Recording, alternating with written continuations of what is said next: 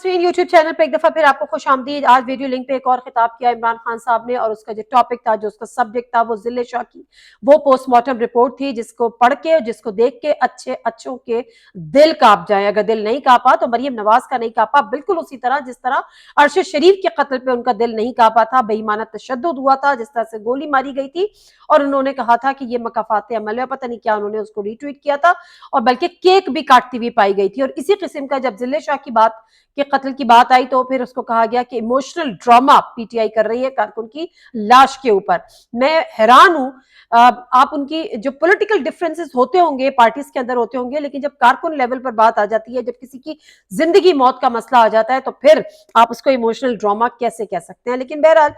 कह सकते हैं, जो हिस्ट्री को फिक्शन कह सकते हैं, वो डेड बॉडी को और किसी की लाश को इमोशनल ड्रामा भी कह सकते हैं। मैं इमरान खान साहब की जो आज का खिताब था, जिसमें डॉक्टर यास्मीन राशिद साहबा बराबर में बैठी थी, और वो चूंकि वो ज़ाहिर है वो मेडिसिन डॉक्टर भी हैं, और उसकी पोस्टमार्टम पे वो डिटेल गुफ्तगू कर रही थी, जिस तरह से उन्होंने बताया कि नंगा करके उनको उस पर तशद्दुद किया गया है, और किस तरह से एग्जैक्टली आप ये देखें कि जिसने मारा है उसने एग्जैक्टली पिन पॉइंट की हैं वो लोकेशंस, वो पॉइंट्स जहां पर आपके बॉडी ऑर्गन्स हैं, जहां पे आपके बॉडी ऑर्गन्स जो सेंसिटिव बॉडी ऑर्गन्स हैं, उनको पिन पॉइंट करके वहां पर तशद्दुद, वहां पर टॉर्चर किया गया। उसका स्प्लीन फाड़ा गया, उसका पेंक्रियास फाड़ा गया, उसके सर पे जो स्कल है उसको निशाना बनाया गया, जिसकी वजह से शदीद ब्लीडिंग भी हुई और उसका बीपी इंतहा ज्यादा लो हो गया और कुछ ही मिनट्स में उसकी डेथ हो गई। उसकी हथेलियों को मारा गया, उसके जॉइंट्स को। मैं हैरान हूं कि किसी उसको मारने की वजह मुझे समझ नहीं आ रही। आप शहबाज गिल पे आप टूट पड़े तो चले, आप एक केस आपने बनाया, आप उस पर टूट पड़े, उसकी कोई बेस तो दी ना। आजम सवाती का इमरान खान साहब ने आज जिक्र किया, उसकी भी कोई बेस थी, चाहे गलत थी, सही थी, डिबेटेबल थी, उनकी एक ट्वीट थी, आप उनपे पिल पड़े और उसी तरह से आपने उनको नंगा करके तशद्दुद का निशाना बनाया। उसके बाद आपने शहबाज गिल के साथ जो कुछ किया, उसको नंगा करके आपने तशद्दुद का निशाना बनाया, और फिर जिस तरह से हुआ, फिर अरशद शरीफ के साथ जो कुछ हुआ, और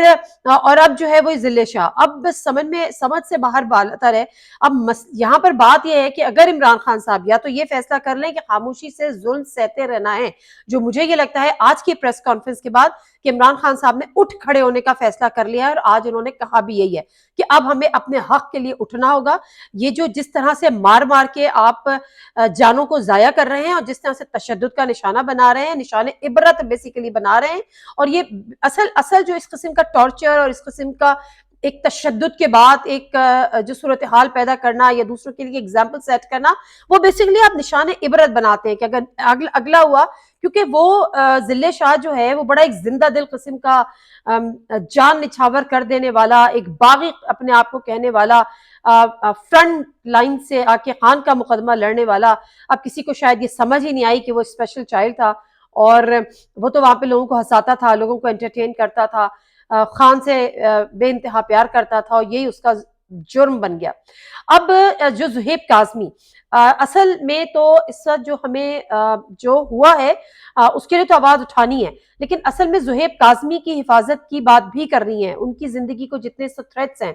क्योंकि जुहेब काज़मी पीएनएन के वो रिपोर्टर जो वो बता रहे थे कि जब वो वहां से गुजर रहे थे, क्योंकि वो कवर करते हैं लाहौर को, उस दिन भी जो सूरत हाल थी,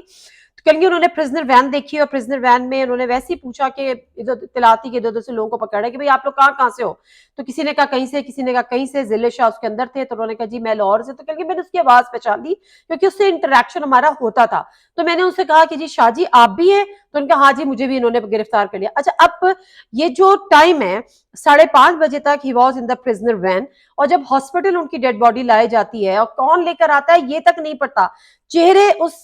जो सीसीटीवी कैमरे हैं उससे चेहरे जो हैं वो बड़े विजिबल है, लेकिन अभी तक रिकग्नाइज नहीं किए गए कि वो कौन लेकर आया था, कौन उनको वहां छोड़कर गया। बहरहाल वो तकरीबन 7 बजे का वक्त था। अब 1 से 1.5 घंटा ज़िले शाह कहाँ था ये जानने की जरूरत है, और इसको समझने की, और इसको मालूम करने की जरूरत है, क्योंकि वो 1 से 1.5 घंटा जहां पर रहा, वहीं पे उसके साथ ये बेईमाना तशद्दुद हुआ, और इस हद तक तशद्दुद हुआ कि वो जान से हाथ धो बैठा। उसको कत्ल कर दिया गया, उसको मार दिया गया, और फिर उसकी डेड बॉडी को जाके उधर हॉस्पिटल में छोड़ दिया। फिर जिन्होंने रिसीव की, रिसीव्ड एज डेड,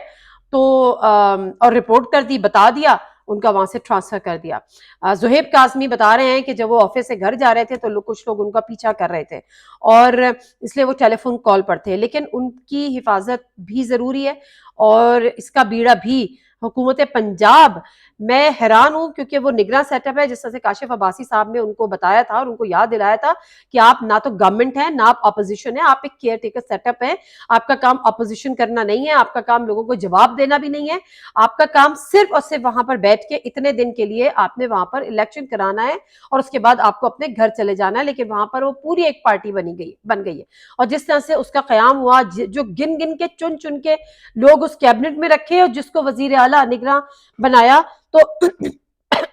وہیں سے سمجھ میں آ رہا تھا کہ معاملات کدھر جائیں گے. لیکن بہرحال اب بس ہو گئی, میرا خیال ہے انف از انف, اور عمران خان صاحب نے بھی یہ سوچ لیا ہے کہ اب اگر لڑائی تو پھر لڑائی ہی صحیح.